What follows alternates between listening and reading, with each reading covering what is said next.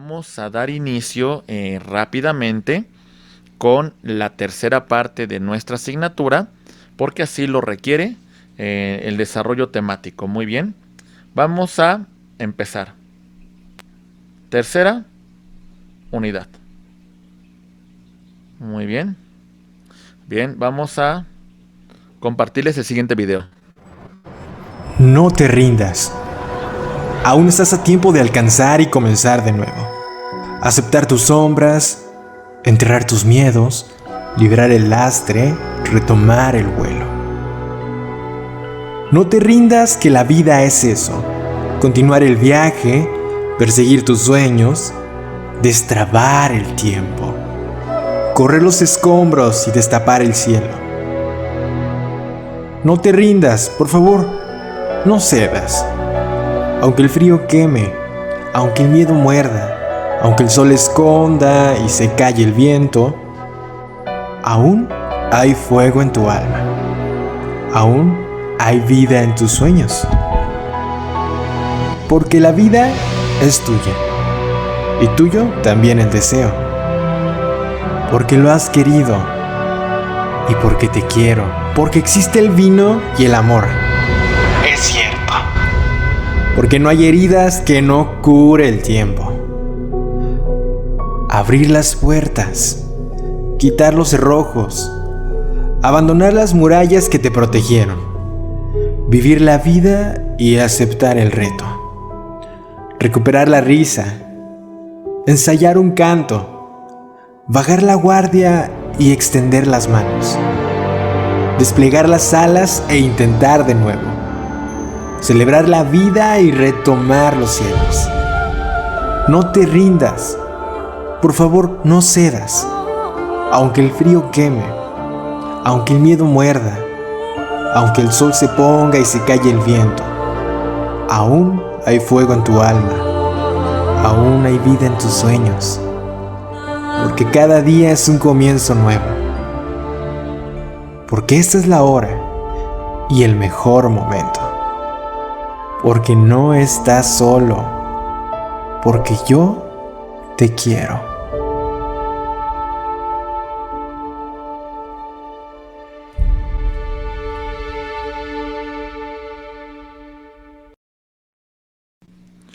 Muy bien, poema de Mario Benedetti. Vamos a iniciar con la tercera unidad.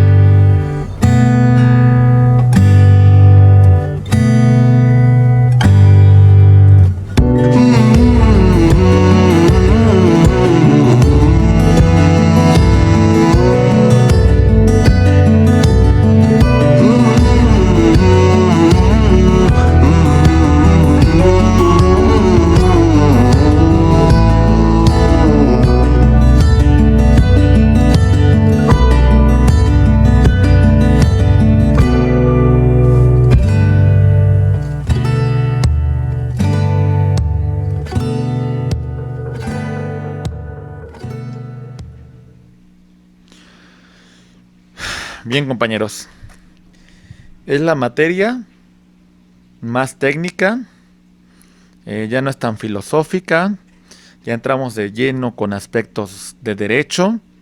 Es una unidad un poco compleja, son muchos los temas que vamos a abordar. Vamos a avanzar un poco de toda esta temática, Para que no se me cansen, voy a trabajar 45 minutos ahorita. Posteriormente tomamos un pequeño descanso de unos 10 minutitos para relajarnos, porque es bastante el contenido. Y lo que no quiero es pues que nos distraigamos o que nos cansemos, pues y que no comprendamos estos conceptos. Quiero que sea armoniosa la plática, quiero que entiendan los conceptos más importantes y bueno, estos son los puntos que vamos a ver, compañeros. Son sumamente valiosos. Las fuentes del derecho, la clasificación de la norma jurídica, la pirámide de Kelsen o jerarquización de la norma, el proceso legislativo, la jurisprudencia y los principios generales del derecho. Esos son los puntos que vamos a ver. Parecen pocos, pero son sustantivos, son muy nutridos. Y vamos a empezar con la primera referencia, compañeros. Las fuentes del derecho. Una fuente es un lugar donde emana, es un lugar donde brota, es un lugar donde nace el derecho. ¿Sí? Si hacemos referencia a las fuentes reales, es lo que, por ejemplo, Miguel Reale llama como el hecho social. La cuestión de los fenómenos sociales, de los conflictos, de la situación que conlleva al surgimiento de una norma jurídica. Ya hemos señalado algunos ejemplos de esta naturaleza. 1910, la Revolución. Ciudad Juárez, Chihuahua, el caso Campo Algodonero contra México. Hicimos un ejemplo en el tema de la ley Olimpia, cómo existe ciberacoso, cómo existe una cuestión de violencia de género en redes sociales, pues era necesario combatirlo. Las fuentes reales, fenómenos sociales que dan origen al surgimiento de una norma jurídica. El acoso sexual, la cuestión de las redes sociales, de el ataque del ciberacoso se materializó en la ley Olimpia. Muy bien, perfecto. Fuentes históricas. Un devenir de dónde surgen las normas, sus antecedentes, el origen normativo. Tenemos hoy distintas normas, pero su origen devienen de normas que estuvieron vigentes en el pasado. Muy bien, para entendernos nos remetemos nosotros a el pasado y de esa manera comprendemos la naturaleza de las normas. Por ejemplo, muchas normas en la actualidad, normas de naturaleza civil, tienen su origen en el derecho romano. Muy bien. Muy bien. Y estas cuestiones nos llevan a entender el porqué de los antecedentes, el porqué de estas normas y cuál es su contexto desde una perspectiva de sus antecedentes, para comprender mejor las instituciones. Y bueno, el punto más importante que quiero que ustedes analicen, estimados amigos, el tema de las fuentes formales. Es el punto central de nuestra exposición. Los procesos de creación de las normas jurídicas. Voy a hablar de la ley y voy a ir hacia adelante y me voy a regresar para explicar este primer punto. Vámonos con la primera fuente formal del derecho. Les voy a decir cuando cambiemos a la segunda, Estamos en la primera fuente formal del derecho, la ley. Muy bien. Decimos lo siguiente. Ahorita vámonos con la pura ley. Ya después me voy con otros elementos. Primero, la ley. Manifestación de la voluntad soberana. Vámonos a nuestra Constitución, por favor. Y vamos a analizar específicamente el artículo número 41. Y el artículo 41 de nuestra Constitución nos dice lo siguiente. Aquí vamos.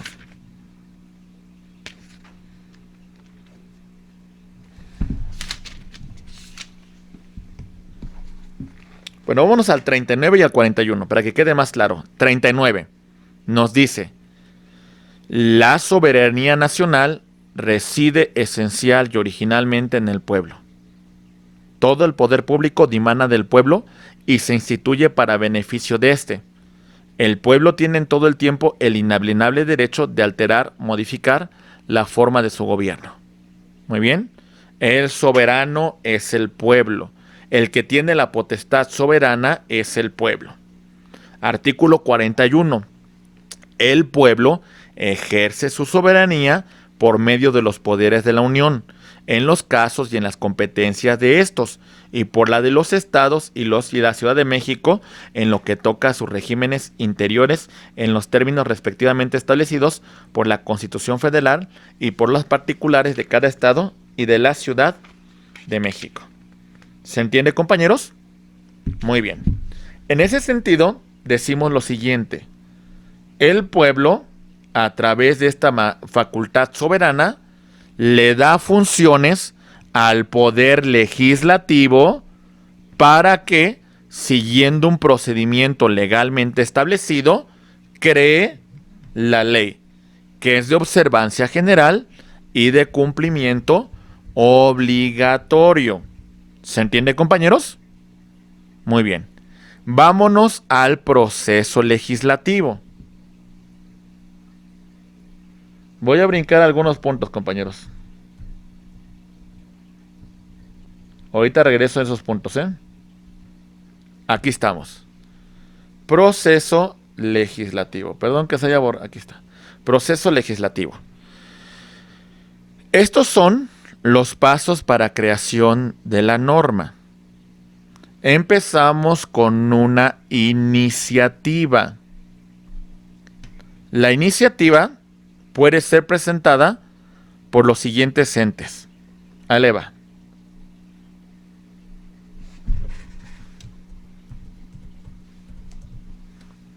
Iniciativa presentada por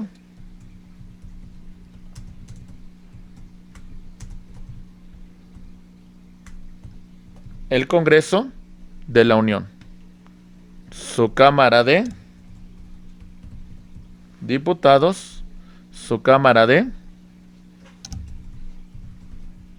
Senadores. Iniciativa presentada por los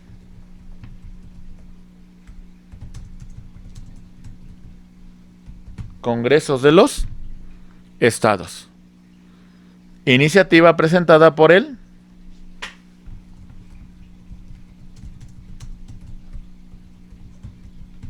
Presidente de la República. Iniciativa presentada por los ciudadanos que representen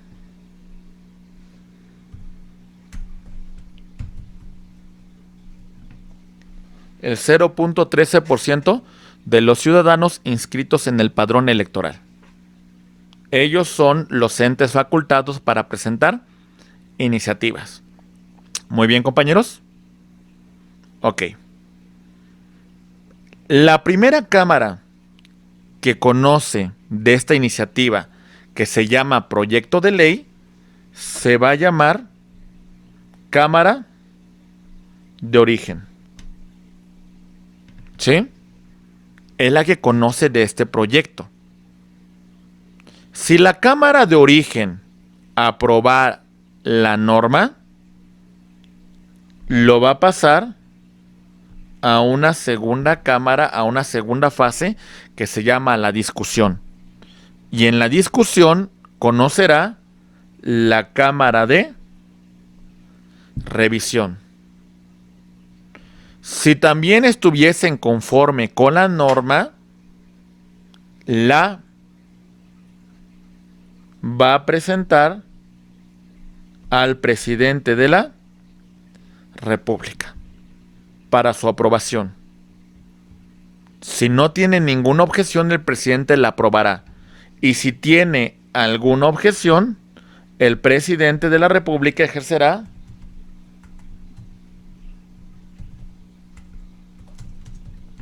su derecho de veto. Y ejerciendo este derecho, lo va a regresar a las cámaras para que analicen las observaciones que ha presentado el presidente de la República. Muy bien, compañeros. Perfecto. Esto es lo que ocurrirá, compañeros. Muy bien. Continuando con nuestra exposición.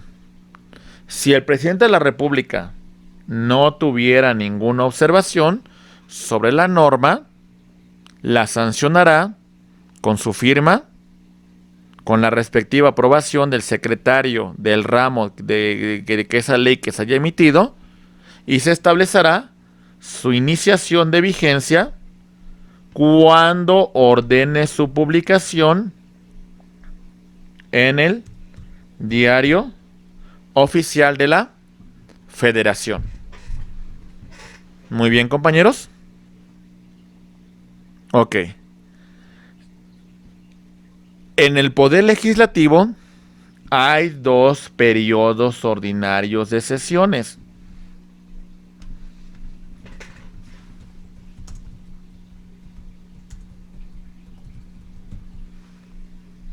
El primero inicia el 1 de septiembre al 13 de diciembre. El segundo inicia 1 de febrero al 30 de abril. Muy bien. ¿Y qué implica estos periodos ordinarios? Aquí va, compañeros. Imaginen ustedes que la Cámara de Origen dijera: no apruebo la norma. Ya no se podrá discutir en ese periodo ordinario. Ya habría que esperar hasta el siguiente periodo. Muy bien. ¿Qué pasaría si quien no la aprobara fuera la de revisión? En ese caso, hace sus observaciones y la regresa a la Cámara de Origen. La Cámara de Origen verificará si esas observaciones son las adecuadas y, si así lo considera, lo regresará a la Cámara de Revisión con las observaciones que éste realizó. Si la Cámara de Revisión no está todavía conforme, ya no se podrá discutir en ese periodo ordinario de sesiones. Habrá que esperar al siguiente. ¿Se entiende, compañeros? La iniciativa se va a la congeladora. Muy bien. ¿Alguna duda hasta aquí, compañeros? ¿Se va entendiendo? ¿Bien? Ok. Muy bien. Seguimos con la ley. Ya vimos cómo se crea la norma. Ahora vamos a hablar de la clasificación de la norma. Mucha atención, por favor. Tomen sus apuntes, hagan las preguntas que tengan que formular, compañeros. Aquí voy. Muy bien. Primera clasificación: por el sistema al que pertenece la norma. Norma nacional. Vamos a ver. La norma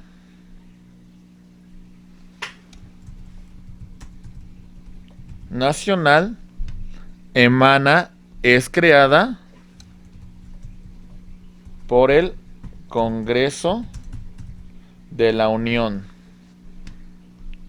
Es una norma de derecho positivo que tiene ámbito territorial de validez en todo el territorio nacional. Todo. ¿Sí? Muy bien. ¿Qué diferencia tiene con una norma federal. Que no es lo mismo, ¿eh? Porque déjeme decirle que la norma nacional es de aplicación concurrente para la autoridad federal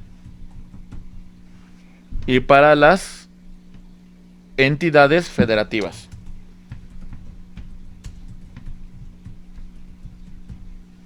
Muy bien. Es concurrente. Bien. ¿Quedó claro? Ahora vean la diferencia con la norma federal. La norma federal también emana del Congreso de la Unión. También es derecho positivo con ámbito territorial de validez en toda la República, pero solamente en aquellos asuntos competencia de la autoridad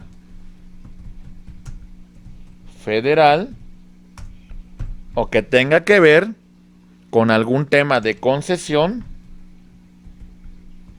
federal o que tengan que ver con un camino, con una cuestión que sea administrada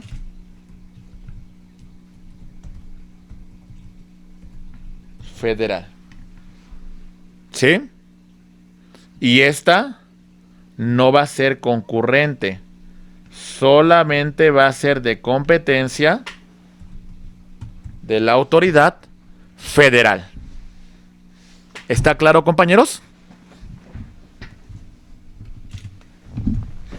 ¿Sí? Muy bien. Esa es la diferencia de una norma nacional con una norma federal. Seguimos. Norma local. Su ámbito de aplicación va a ser el siguiente.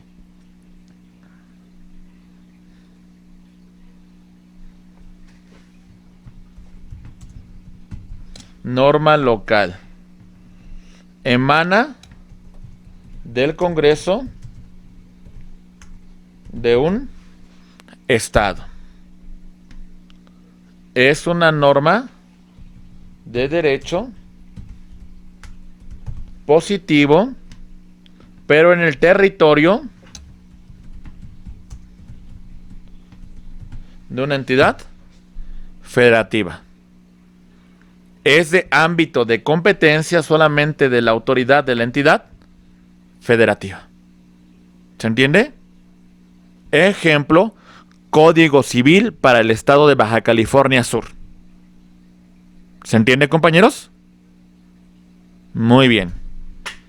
Normas internacionales. Bien. La norma internacional, su ámbito de aplicación es el siguiente.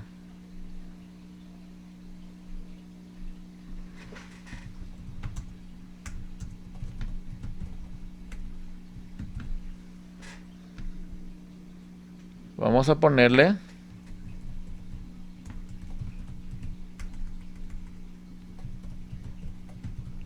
tratados internacionales, acuerdos celebrados entre estados, entre sujetos de derecho internacional. Estos acuerdos crean derechos y obligaciones que obligan a los estados signatarios. Muy bien. Ejemplo, el Tratado de Libre Comercio con América del Norte. Ejemplo, la Convención Americana de Derechos Humanos. Ejemplo, la Carta de la Organización de las Naciones Unidas. Ejemplo, la Declaración Universal de los Derechos Humanos. ¿Se entiende, compañeros? Muy bien. Siguiente clasificación. Si el órgano que la crea es el Poder Legislativo, hablamos de normas legislativas. ¿Sale? Si lo crea Cámara de Diputados, Cámara de Senadores, un Congreso local, es una norma legislativa. Si la crea la costumbre jurídica, usos y costumbres de los pueblos y comunidades indígenas, son normas consuetudinarias. Si tiene que ver con la resolución que dictan los jueces, normas jurisprudenciales. Muy bien, compañeros. Ok, ahorita hablo de la jurisprudencia, pero vayan entendiendo cómo distinguimos la norma. La norma genérica es obligatoria, es de cumplimiento general y obligatorio para todos. Todos nos vinculamos al cumplimiento de la norma, nos guste o no nos guste. General y de cumplimiento obligatorio. Individualizada. Solamente aplica para las partes involucradas en un conflicto. Un ejemplo de una norma individualizada le vamos a colocar la sentencia. Muy bien. Perfecto. La sentencia solamente vincula, la sentencia solamente obliga a las partes, nada más. Son las que se encuentran vinculadas. Siguiente punto, compañeros. Por su jerarquía. La norma constitucional. ¿Cuál es, abogados? La que emana directamente de nuestra Constitución. Si está en la Constitución, es una norma constitucional. Si no está en la Constitución, sino en una norma secundaria, es una norma ordinaria. ¿Se entiende, compañeros? Muy bien. Aquí tenemos algunos ejemplos del primer punto que revisamos. Normas nacionales o federales, normas locales y normas internacionales. Muy bien. Ahí tenemos el ejemplo. En otro ejemplo tenemos normas legislativas. ¿Vale? Aquí está. Las que emanan de los congresos. Normas consuetudinarias, la costumbre y normas jurisprudenciales, las que emanan de la decisión de los jueces. ¿Se entiende, compañeros? Muy bien.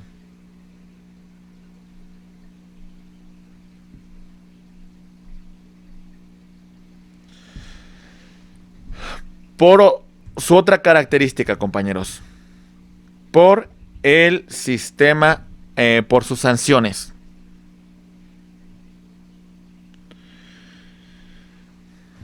Aquí requiero toda su atención para que quede muy claro, por favor. Perfectas, más que perfectas, menos que perfectas e imperfectas. Voy a tratar de ser muy, muy transparente con los conceptos. Empezamos con las normas perfectas.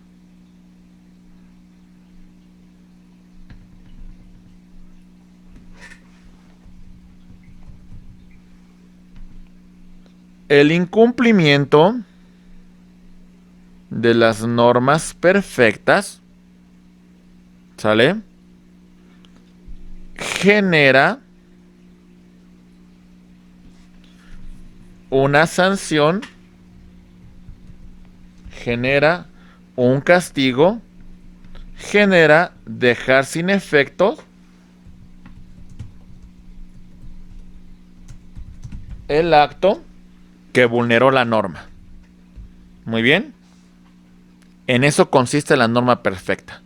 Sanciono y dejo sin efecto el acto que violó la norma.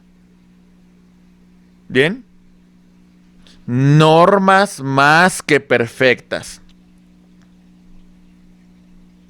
¿Qué le voy a poner? Normas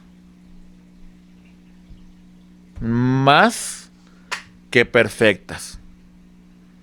Además de la sanción y dejar sin efecto el acto, se prevé otro punto muy importante.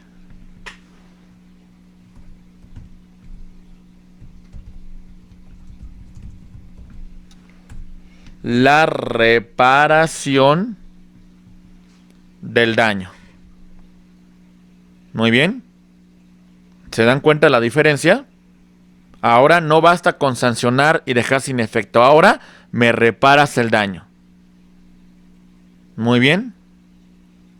Siguiente. Normas menos que perfectas. A veces ya no se puede dejar sin efectos, ya no se puede retrotraer el acto como se encontraba antes de la violación. A veces no nos queda de otra que permitir que los efectos del acto continúen. Pero, por lo menos, si establezco una sanción para el responsable. Pero a veces los efectos del acto no se pueden echar para atrás. Esas son las normas menos que perfectas. Muy bien, compañeros. Muy bien. Normas imperfectas.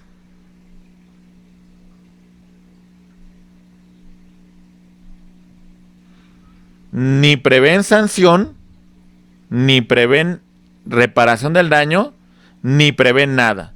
Su incumplimiento no genera nada. Nada de nada. Muy bien, compañeros. Perfecto. Normas por su calidad. Rápidamente, esto lo termino en un minuto, compañeros. Digo lo siguiente. Si la norma concede un derecho, hablamos de normas positivas o permisivas. Si la norma prohíbe, si la norma impone, prohibitivas o negativas. Las normas penales, por excelencia, son prohibitivas. ¿Por qué? Porque prohíben. ¿Se entiende? Las normas civiles, en su gran mayoría, son normas permisivas. Permiten, otorgan, conceden un derecho. Normas primarias. No dependen de ninguna otra norma para que existan. ¿Sale? No dependen de otra. No se encuentran subordinadas a ninguna norma. Normas secundarias se encuentran subordinadas a una norma primaria. Ejemplo, el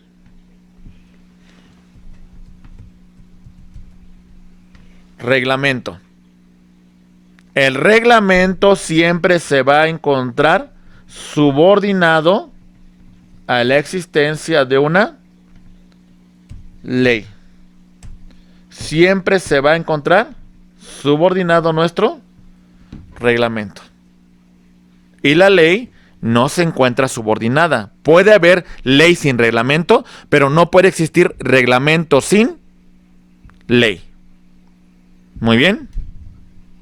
Normas por la voluntad de los participantes. Taxativas. No importa si estamos o no de acuerdo. Eso no importa, compañeros. Lo que ocurre aquí es que se nos impone a fuerza. No le decimos a Eduardo, no le decimos a Moisés, no le decimos a Martín si quieren o no pagar impuestos. Los tienen que pagar. Disponibles. Si ustedes quieren de forma voluntaria, se someten a lo que establece la norma. De forma voluntaria. ¿Qué significa esto? Que si yo quiero celebrar un contrato, lo estoy haciendo de forma voluntaria. Yo mismo me coloco, yo mismo me sujeto al contenido de la norma. ¿Se entiende, compañeros? Muy bien. Bien. Rápidamente, esto es el contenido de la norma. Voy a pasar a un punto muy rápido, compañeros, con el tema de la pirámide de Kelsen o la jerarquización de la norma jurídica. Muy bien. Vamos a iniciar entonces con esa pirámide de Kelsen. Iniciamos entonces.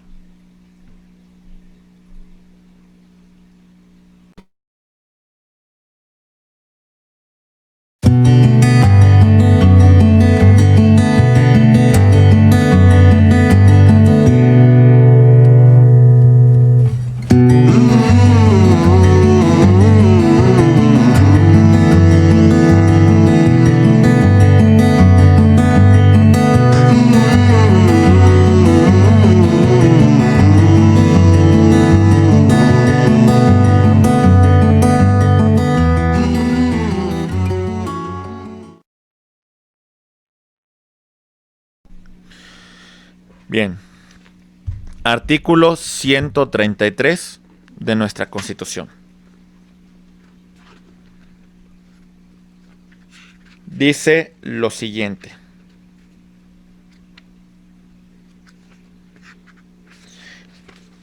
Esta Constitución, las leyes del Congreso de la Unión que emanen de ella y todos los tratados que estén de acuerdo con la misma, celebrados y que se celebren por el presidente de la República con aprobación del Senado, serán la ley suprema de toda la Unión. Los jueces de cada entidad federativa se arreglarán a dicha Constitución, leyes y tratados a pesar de disposiciones en contrario que pueda hacer en las constituciones o leyes de las entidades federativas. ¿Qué es lo que nos dice? Que todas estas normas en esa jerarquía son la norma suprema de toda la Unión. ¿Sí? En este punto tendríamos que decir que en la cúspide de todo el orden normativo encontramos a la Constitución. Abajo de la Constitución, que es nuestra norma suprema, tenemos los tratados internacionales como aquellos acuerdos que celebran los estados. Muy bien. Después tenemos las leyes generales, de aplicación general y de cumplimiento obligatorio en toda la República, y que es de aplicación concurrente en las autoridades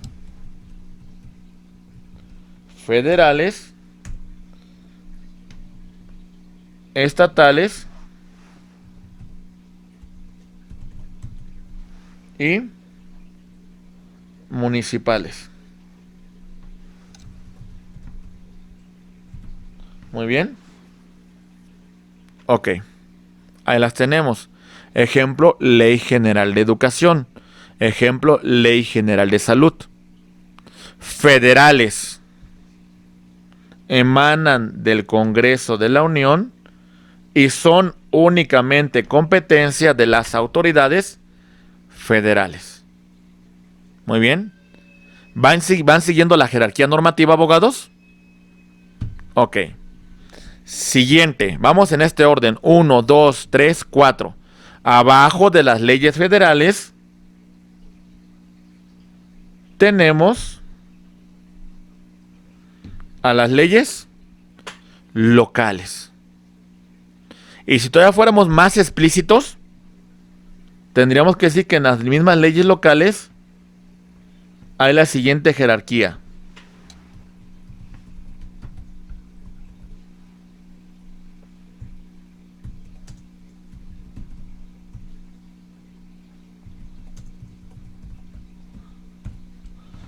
La Constitución, la ley de un estado y las leyes vigentes en un municipio. ¿Se entiende, abogados? Muy bien. Después tenemos decretos ejecutivos aprobados en esa jerarquía, en primer lugar, por el presidente de la República, y en el régimen interno de los estados por los gobernadores. Muy bien. Tenemos reglamentos que son elaborados por el presidente o por los gobernadores en sus respectivas competencias, pero se encuentran subordinados a la existencia de una ley, como ya hemos hecho mención con antelación. Y normas individualizadas. Hablamos de las sentencias. Muy bien, compañeros. Eso es la jerarquía normativa.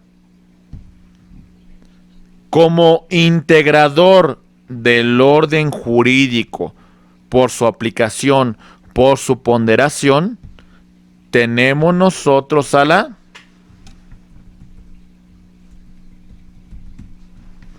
jurisprudencia. ¿Sí? Al final no lo ubicamos una jerarquía, sino yo les diría que se encuentra inmerso en toda la pirámide, porque la jurisprudencia son los criterios interpretativos por parte de los órganos jurisdiccionales para la aplicación del derecho. ¿Se entiende, compañeros? Muy bien. Todo esto que expliqué se viene al traste cuando hablemos de un tema. Solamente en un tema. Si hablamos de derechos humanos,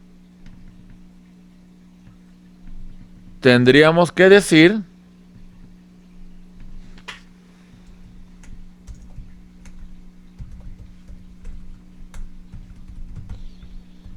que la Constitución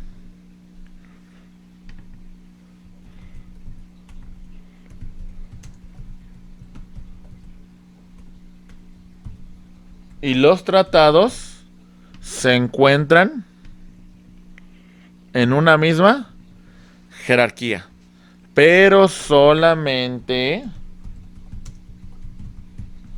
en tema de derechos humanos.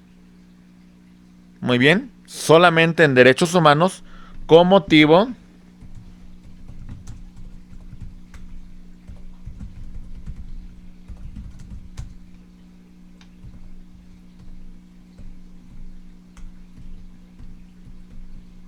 de la reforma constitucional del 10 de junio del año 2011. ¿Se entiende, compañeros? Solamente hablando de tema de derechos humanos. A este principio se le conoce con el nombre de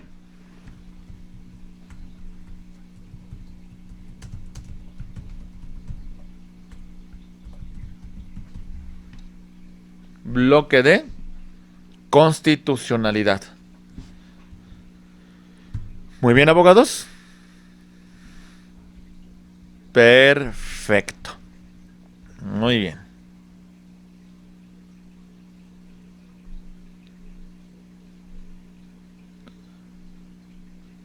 Entrando a este punto, solamente voy a materializar esta primera idea. La teoría de la ley.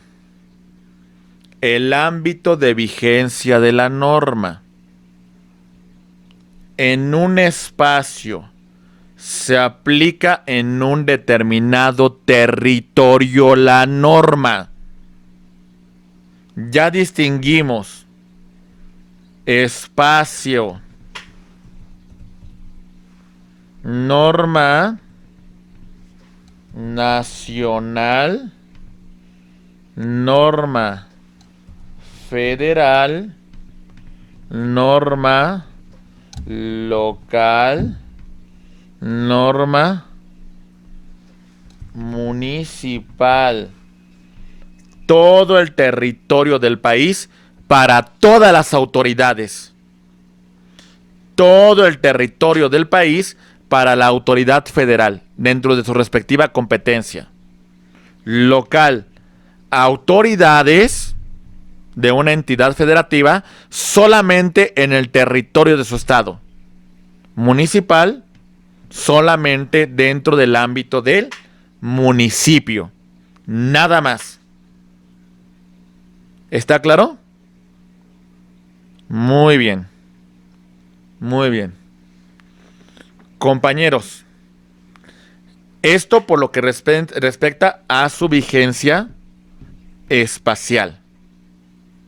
La vigencia temporal de la norma nos dice otra cuestión.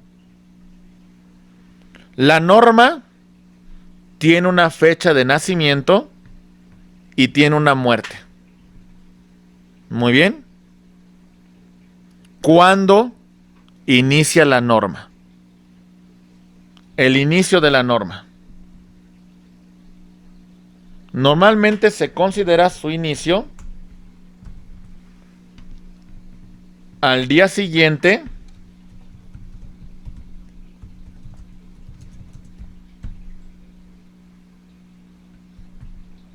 de su publicación en el Diario Oficial de la Federación. Y si no, en la fecha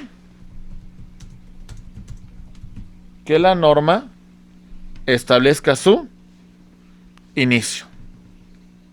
¿Se entiende, compañeros? Muy bien. Este sistema se le llama sincrónico. Cuando la norma establece cuándo entra en vigor. Sincrónico. Siguiente punto. Ya está muriendo.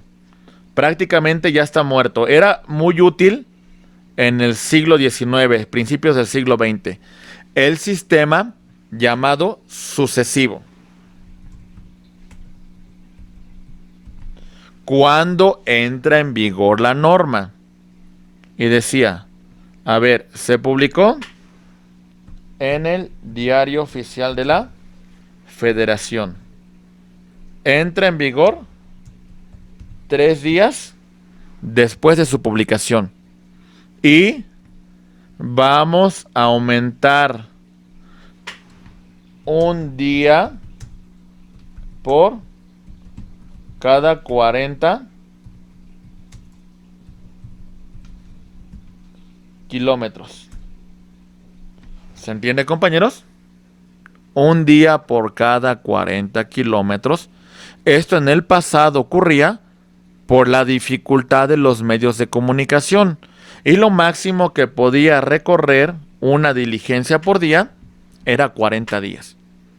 Entonces imaginen ustedes, de la Ciudad de México hasta Tijuana para que conocieran una norma, pues a veces transitaban más de 15 días para que la norma se diera a conocer hasta los lugares más alejados del país. ¿Está claro? ¿Vamos bien? Ok. La muerte de la norma. ¿Cómo muere la norma? La norma puede morir totalmente o parcialmente. Si solamente se dejan sin efectos algunos artículos, algunas fracciones, algunos incisos, parte de la norma, hablamos de derogación. Si se deja sin efectos la totalidad, hablamos de abrogación. ¿Se entiende, compañeros? ¿Sí? Muy bien. Aprendan esta regla, compañeros. Parcial, derogación. Total, abrogación. Su muerte, su fin, cuando la propia norma lo establezca. Ejemplo, Código Fiscal de la Federación.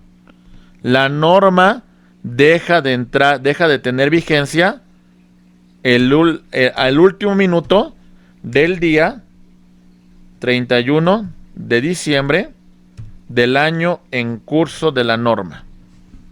Al último minuto, ese código dejará de tener vigencia.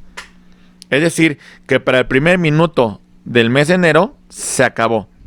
Ya no hay más. Ya no existe esa disposición normativa y entra en vigor una nueva. Tácita. Si ya de alguna manera se estableció una nueva norma y deja sin efectos en su aplicación práctica una norma anterior, hablamos de su muerte tácita. Muy bien. La norma a veces tiene un ámbito de aplicación para determinadas personas, nacionales, cuestiones de naturaleza política, extranjeros, cuestiones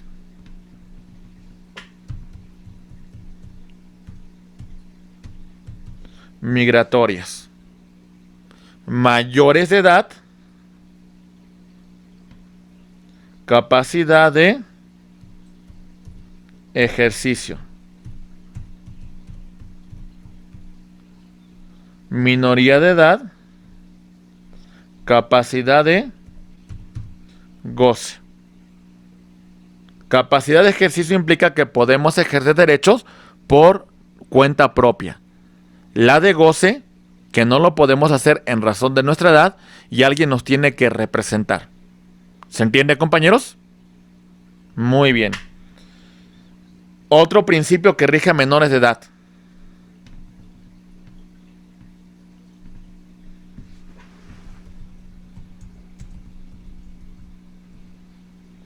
El interés superior del menor. Muy bien. Es otro principio importante que nosotros debemos de tomar en consideración. Muy bien, compañeros. El domicilio de una persona. ¿Cuál va a ser? Muy bien. El domicilio es su residencia, donde habite. Muy bien. Si no tiene residencia, su lugar de trabajo. Y si tampoco tiene, simplemente en el lugar donde se encuentre. Muy bien. Perfecto, compañeros. Muy bien. Esto, por lo que respecta a el primer punto de la teoría de la ley. Bien. Licenciada Scarlett, siendo las exactamente ya son las 6 de la tarde hora de la Ciudad de México, 5 de la tarde hora de La Paz, Baja California. Vamos a darles unos 10 minutitos, licenciada Scarlett, pues para que tomen un poco de agua, para que se relajen un poco, para que se estiren y no se me estresen. ¿Qué le parece, licenciada Scarlett? Perfecto, maestro. Ok, entonces exactamente en 10 minutos. Son a las 6:10 de la tarde, Ciudad de México. Empezamos. 5 de la tarde con 10 minutos, hora de La Paz, Baja California. Vamos a continuar. Entonces, por favor, solamente para que se me relajen, para que se me estiren, para que tomen un poquito de agua, un cafecito o algo, compañeros. 10 minutitos, por favor. Muchas gracias. Muy bien, compañeros. Vamos a continuar. Seguimos con esta tercera unidad. Ya espero que haya quedado claro estos puntos del ámbito espacial, el ámbito temporal y la cuestión del ámbito personal. Estos puntos son importantes, compañeros. Muy bien. A veces no es sencillo decir qué norma se aplica en un caso concreto. Sobre todo en consideración con la última reforma en materia de derechos humanos. Les voy a decir por qué. Antes era muy sencillo hablar de qué tipo de norma se va a aplicar. Hoy, en un caso, hay 3 tipos de normas que podemos aplicar. El primer ordenamiento implica hacer un ejercicio de control de legalidad. ¿Qué implica el control de legalidad? La aplicación de la norma a un caso concreto, ¿sí? Pero también en ocasiones podemos hacer un ejercicio de control de constitucionalidad, que implicaría verificar que la norma esté acorde con lo que establece la Constitución. Pero no me quedo con eso, compañeros. Podemos hablar de control de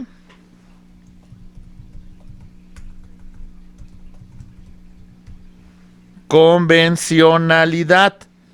La adecuación de la norma a lo que establecen los tratados internacionales. Ya no es tan fácil definir el ámbito de competencias. La cuestión cambia. Los preceptos son distintos. Y podríamos decir que cualquiera de estos tres controles nosotros podemos utilizar en la solución de un caso concreto. ¿Se entiende, compañeros? Muy bien. La cuestión es mucho más amplia, ¿eh? La cuestión implica mucho más estudio. Ahorita ustedes quédense con esa concepción. A veces un caso no se resuelve con una sola normativa. A veces aplicamos la constitucionalidad o la convencionalidad. Reitero, punto número 1. La legalidad es la adecuación del acto a lo que establece la norma. La constitucionalidad implica la adecuación de la ley a lo que establece la Constitución. Y la convencionalidad implica a los preceptos que establecen los tratados internacionales. Muy bien. Ok. Esos son puntos que van a tomar ustedes en consideración. Ahora, los conflictos en el tiempo. Esto es un precepto que debemos destacar. Cuando yo hablo de conflictos en el tiempo, me refiero a este principio, la retroactividad. Y el artículo 14 de nuestra Constitución es muy puntual sobre este término, compañeros. Vámonos al artículo 14. Dice, párrafo primero, a ninguna ley se le dará efecto retroactivo en perjuicio de persona alguna. A ver, ¿qué significa en castellano esto? Lo siguiente. Esta es la línea de tiempo de la norma. Si la norma aquí se publicó y entra en vigor el 1 de enero del 2021, significa que actos anteriores al 1 de enero no son objeto de esa norma. ¿Se entiende? Los actos que son objeto de esta norma son del 1 hacia adelante. ¿Ok? No se puede aplicar la norma en sentido retroactivo en perjuicio de ninguna persona. Ah, pero si la norma que está aquí lo beneficia, entonces sí. Si hay un beneficio en la aplicación de la norma, entonces sí se puede aplicar en sentido retroactivo. Pongo un ejemplo. Aquí les da. Juan cometió un delito en el 2020, diciembre 2020. El delito se castigaba con 15 años de prisión. Se reforma la ley en enero y ya no se castiga con 15 años. Ahora se castiga con 5 años. Como la norma lo beneficia, Juan puede pedir la aplicación de la norma en sentido retroactivo, pero porque lo beneficia. ¿Se entiende, compañeros? Muy bien. Estos aspectos son importantísimos, compañeros. Muy bien. Ya mencioné del estado y la capacidad de las personas. Cuando nosotros hagamos referencia, compañeros, al tema de la capacidad de las personas, tenemos que entender lo siguiente.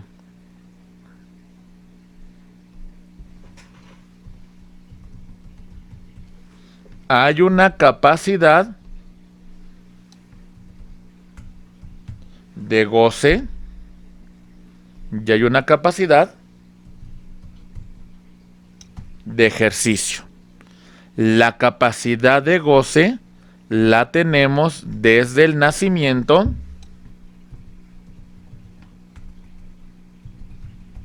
y la perdemos con nuestra muerte. Y la capacidad de ejercicio la ejercemos a partir de la mayoría de edad. Muy bien. Ok. Recuerden ustedes que el domicilio es el lugar donde la persona va a cumplir con sus obligaciones. Muy bien. Pasamos a otro precepto importante respecto a la ley. Espero que estos puntos vayan siendo de su comprensión, compañeros, porque es importantísimo que no tengan dudas sobre los mismos. Artículos 6, 7, 8, 16, 17 del Código Civil de la Ciudad de México y artículo 21, aunque también el Código Civil de Baja California Sur también así lo establece. A grosso modo decimos, vean, un particular no puede alterar, modificar, ni dejar de cumplir la ley. No puede. Solo son renunciables derechos privados, cuando estos derechos no perjudiquen a un tercero. ¿Recuerdan la ley de Herodes cuando Vargas estaba modificando la ley? Pues esto no se puede. Nosotros como particulares no podemos aplicar la ley pues a conveniencia. No podemos alterarla, no podemos modificarla. No se pueden renunciar a derechos si afectan a terceros. Imaginen este caso. En un juicio del orden familiar, María, en su demanda, le dice al juez, que por lo que respecta a la pensión alimenticia de su menor hijo, María renuncia a ese derecho. Esto no se lo va a conceder al juez porque esta renuncia causa una afectación a una tercera persona. ¿Se entienden, compañeros? Muy bien. Otro principio importante. Decimos, la ignorancia de la ley no excusa su cumplimiento. Me dice Daniel, no sabía que implicaba pues una falta a la ley. Lo ignoraba, no lo sabía. Lo siento, compañeros. Ignorar la ley no exime de que deban de cumplirla, compañeros. ¿Se entiende? Hay que cumplirla. Pero, sin embargo, se puede aplicar determinadas atenuantes a la norma. Por ejemplo, en los siguientes casos, compañeros. Empezamos con un primer supuesto. Aquí les va. El juez tomará en consideración para reducir la pena si el sujeto tiene un notorio atraso intelectual. Si la persona se encuentra muy alejada de las vías de comunicación o si su situación económica es paupérrima.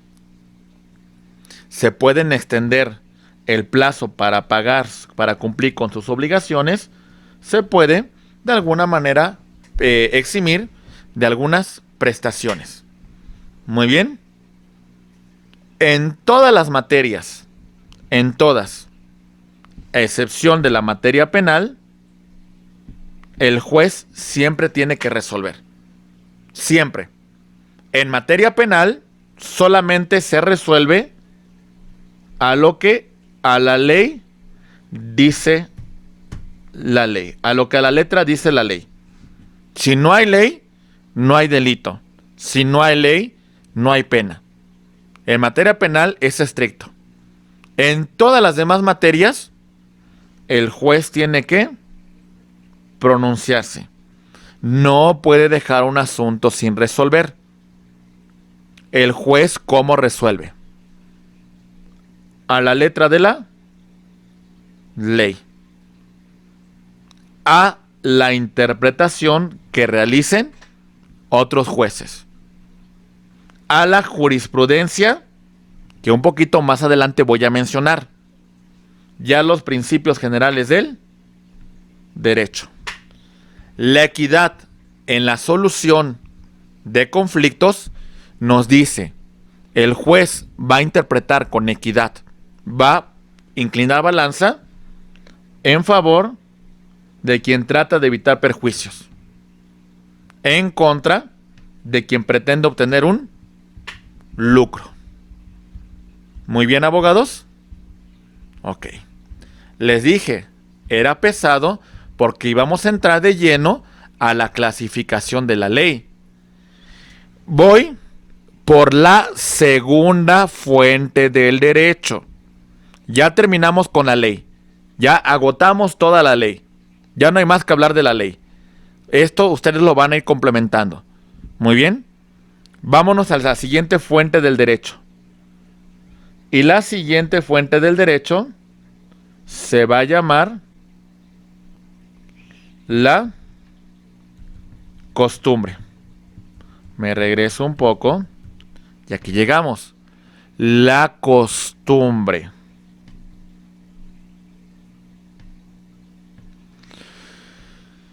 Dice la canción: y aunque ya no sienta más amor por ti, solo rencor, yo tampoco tengo nada que sentir, y eso es peor. La costumbre jurídica. La costumbre tradicional, la costumbre que no es jurídica, es un acto repetitivo. La costumbre jurídica tiene dos elementos. Además de ser un acto reiterado, repetitivo, se considera de cumplimiento obligatorio. ¿Se entiende? Usos y costumbres de los pueblos y comunidades indígenas. La costumbre jurídica. ¿Vamos bien? Ok. Dice el artículo 2. La nación mexicana es única e indivisible. Muy bien. Y nos dice el párrafo 3. Son comunidades integrantes de un pueblo indígena aquellas que formen una unidad social, económica y cultural asentadas en un territorio y que reconocen autoridades propias de acuerdo con sus usos y costumbres. Y dice el apartado A del artículo 2, esta Constitución reconoce y garantiza el derecho de los pueblos y las comunidades indígenas a la libre determinación y en consecuencia a la autonomía. Y continúa en la fracción 2, aplicar sus sistemas normativos en la regulación y solución de conflictos internos, sujetándose a los principios generales de esta Constitución, respetando las garantías individuales, los derechos humanos, de manera relevante la dignidad e integridad de las mujeres. La ley establece los casos y procedimientos de validación por los jueces y tribunales correspondientes. Muy bien, y dice la fracción 3, elegir de acuerdo con sus normas, procedimientos y prácticas tradicionales a las autoridades o representantes para el ejercicio de sus formas propias de gobierno. A lo que vamos, compañeros, es de que se reconoce la costumbre como una fuente del derecho. ¿Vamos bien? Sí, rápidamente. Tercera fuente del derecho, la llamada jurisprudencia. Rápidamente la voy a señalar. Cuando hablamos de la jurisprudencia, señalamos que se basa en resoluciones reiteradas sobre una materia emitida por órganos jurisdiccionales que están facultados para la creación de la jurisprudencia. ¿Se entiende, compañeros? Vamos a ver. Primera pregunta. ¿Qué órganos están facultados para crear jurisprudencia? Aquí va. Órganos facultados para crear jurisprudencia. En primer lugar, tenemos a la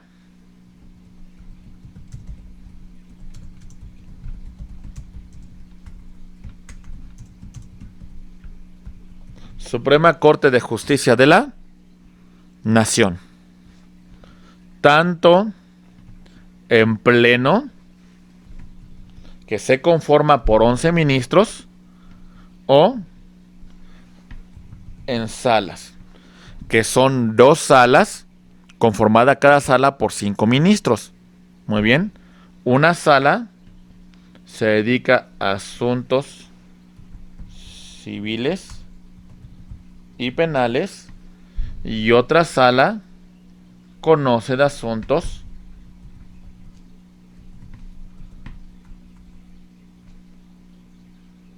administrativos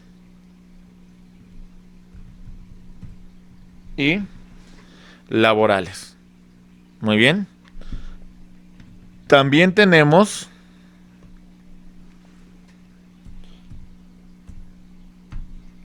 al Tribunal Electoral del Poder Judicial de la Federación, pero solamente emite jurisprudencias en materia electoral. Y tenemos, por otra parte, a los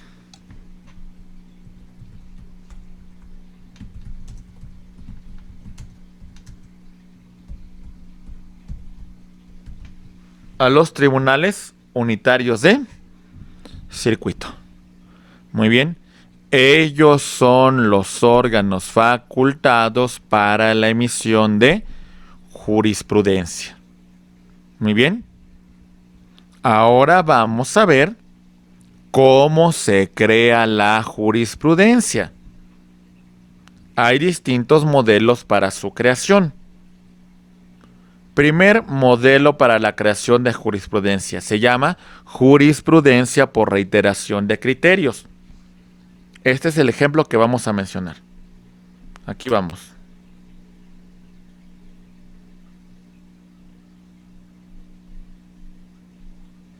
Muy bien.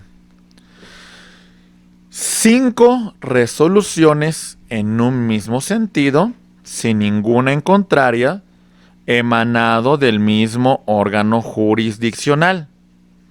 Aquí está el ejemplo, compañeros. 5 resoluciones en un mismo sentido para la creación de la jurisprudencia. Si hubiese aquí un criterio distinto, ya no se forma jurisprudencia y tendríamos que regresar a conformar esos criterios en el mismo sentido emanado por el mismo órgano jurisdiccional. ¿Se entiende, compañeros? Muy bien. Segundo criterio de cómo se constituye una jurisprudencia. Bueno, voy a poner un ejemplo. Creo que está a punto de aprobarse o ya está en la discusión de las cámaras, pero vamos a poner un ejemplo. Hubo una resolución por ahí del año 2011, que no fue un poquito más, como por el 2013, que estableció la constitucionalidad del consumo de marihuana y su producción interna con fines retroactivos, con fines lúdicos, perdón. ¿Sí? Se emite un segundo criterio con ese mismo sentido. La Corte emite un tercer criterio por ahí del año 2016 que lleva el mismo sentido. Ya llevan 3. En el 2017 por ahí establece el criterio sobre la constitucionalización de la marihuana con fines lúdicos, con fines recreativos. Y posteriormente, por ahí del año 2020, vuelve a emitir un criterio. Esos 5 criterios en un mismo sentido, sin ninguno en contrario, genera lo que se conoce como jurisprudencia. Muy bien. Segunda forma de crear jurisprudencia. Hablamos de la contradicción de tesis. A veces nos podemos encontrar con lo siguiente: que los tribunales emitan criterios que sean contradictorios. ¿Qué criterio va a prevalecer en el caso de contradicción? Bien, eso es el punto que vamos a resolver ahora, porque un criterio ya dejará de surtir efectos y otro criterio, pues de alguna manera, continuará siendo vigente.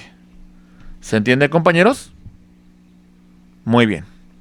Vamos a ver esta contradicción. Primer conflicto en este tema. Aquí vamos. Tenemos 2 tribunales colegiados de circuito que son de distinto circuito judicial. Uno es del circuito judicial de Puebla y otro es del circuito judicial de Aguascalientes. Tienen criterios que se contraponen.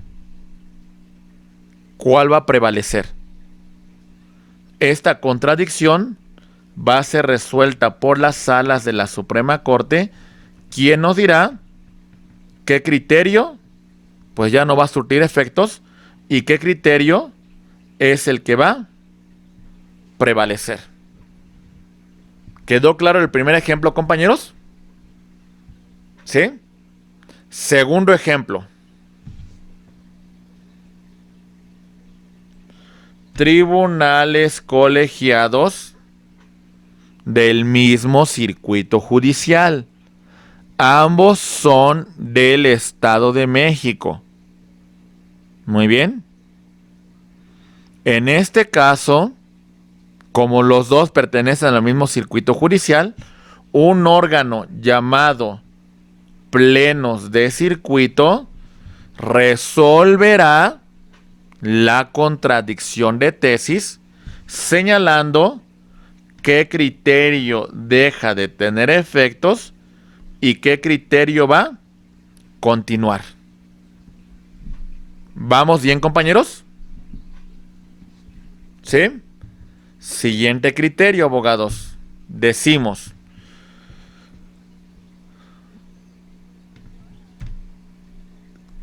discrepancia entre jurisprudencias de las salas de la Corte.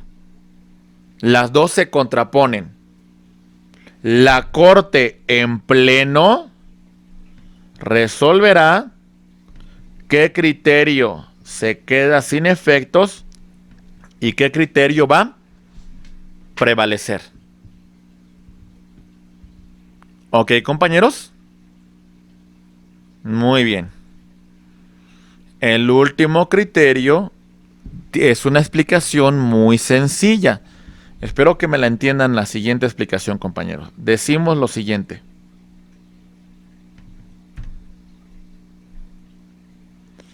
Compañeros, no todos pensamos igual que ayer. Los órganos jurisdiccionales también cambian sus criterios. Un criterio que tenía ese órgano en el 2015, a lo mejor para esta fecha ya no es lo mismo. Ya cambió su posición, ya cambió su visión sobre ese criterio. ¿Qué va a ocurrir? Lo siguiente. Si el órgano, aquí lo tenemos, tenía un criterio jurisprudencial que hacia futuro ya no será observado por ese órgano jurisdiccional, tendrá que emitir sus argumentos de por qué deja de observar ese criterio y publicarlos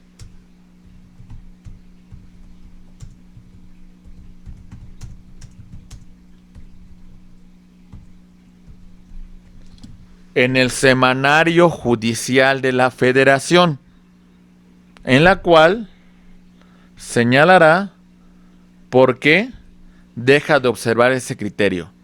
No está creando jurisprudencia, porque para crearla tendría que este órgano emitir 5 criterios en un mismo sentido, sin ninguno en contrario.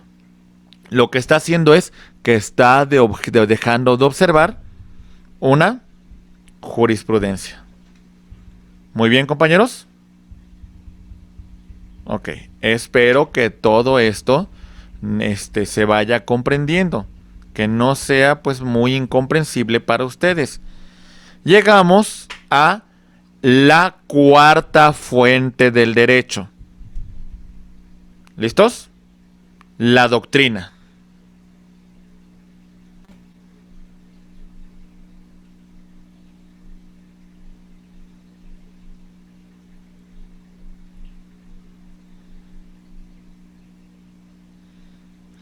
Ok, la doctrina, la opinión de los científicos del derecho, la opinión de los estudiosos, de los conocedores de la norma. Esa opinión se le llama doctrina y también es una fuente del derecho. Y concluimos con la quinta fuente del derecho, como es el caso de los principios generales del derecho, derivados del derecho natural, derivados del origen o el espíritu de la norma. En eso consisten los principios generales del derecho. Muy bien. En este sentido, compañeros, ya para llegar a esta última parte sobre los principios generales del derecho, establecemos lo siguiente.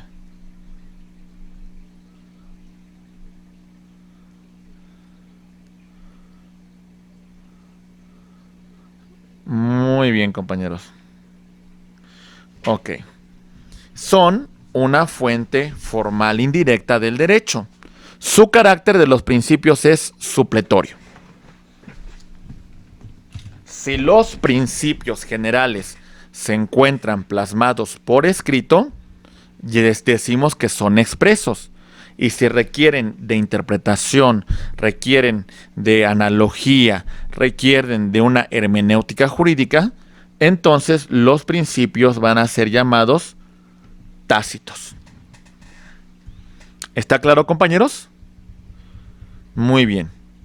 Esos son los principios generales del derecho, compañeros, para que ustedes lo tomen en consideración. De todo esto que hemos señalado, llegamos a la conclusión de esta tercera unidad, argumentando lo siguiente: las fuentes del derecho, distinguiendo entre las fuentes las fuentes reales, las fuentes formales y las fuentes históricas. Hablamos de la clasificación de la norma jurídica. Estudiamos la jerarquización de la norma y distinguimos cómo va a operar a partir de la reforma en materia de derechos humanos con el llamado bloque de constitucionalidad. Establecimos cuál es el proceso para la creación de la norma, señalamos los diferentes tipos de jurisprudencia y concluimos con los principios generales del derecho. Muy bien, compañeros. Con eso estamos dando por terminada la tercera unidad. Muy bien. Normalmente, compañeros, les hago una recomendación. Yo sé que son sesiones complejas y que tienen mucho desarrollo temático. Normalmente me gusta subir todo este material a mi canal de YouTube para que ustedes, cuando concluyan la sesión, no sé, de más tardar mañana por la tarde o el lunes en la mañana, ustedes podrán verificar de forma muy ejemplificativa, muy clara, todo esto que transcurrimos, y lo van revisando con calma. En el canal de YouTube pueden ver ustedes todo este material que se comparte sobre cada uno de sus materias que van concluyendo.